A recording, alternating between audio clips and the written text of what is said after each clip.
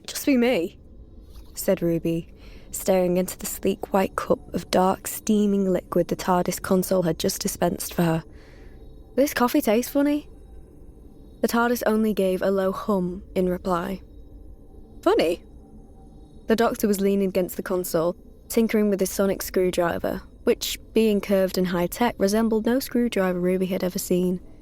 Do you mean normal funny or temporarily wonky funny? He asked. You can tell the difference because a temporally wonky frappuccino leaves half of you frozen in last Tuesday.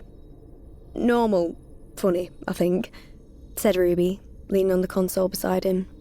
I asked for a latte, but it tastes, I don't know, a bit like, I want to say roast potatoes.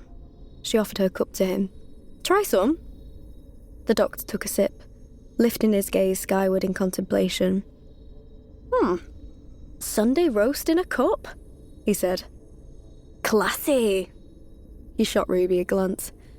Could check the flavour gauges, but it's a long climb to the sub-engines. We'd have to find a map, the vortex loosers haven't been cleaned, and I like this jacket.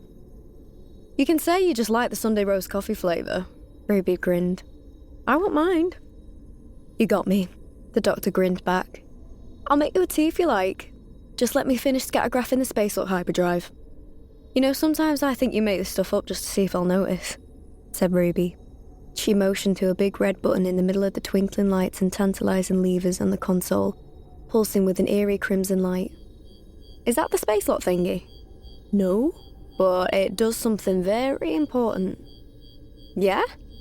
Yeah. Flash ominously.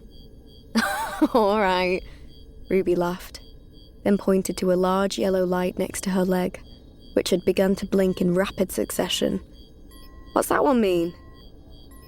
The Doctor pocketed the screwdriver and moved to stand beside her, his expression suddenly serious. That's a distress call, he said. Ruby jumped down from the console. Seriously? Seriously. Where's it coming from? She asked, as the Doctor hurried around to the other side of the console, pulling levels and pressing buttons, murmuring to himself. 13th century Earth, he said, pulling one of the many central screens towards him. Estonia. 13th century Estonia. Ruby moved to stand behind him, as if the cluster of alien symbols and letters might suddenly blossom into English and tell her the same things it told the Doctor. Like medieval times. That can't be right, can it? Why not? The Doctor asked, darting off again.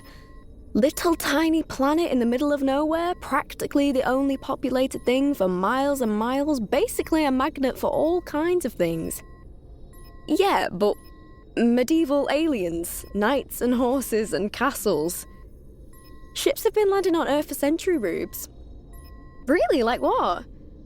The Doctor poked his head around the console. Well, mine, for a start. Ruby laughed.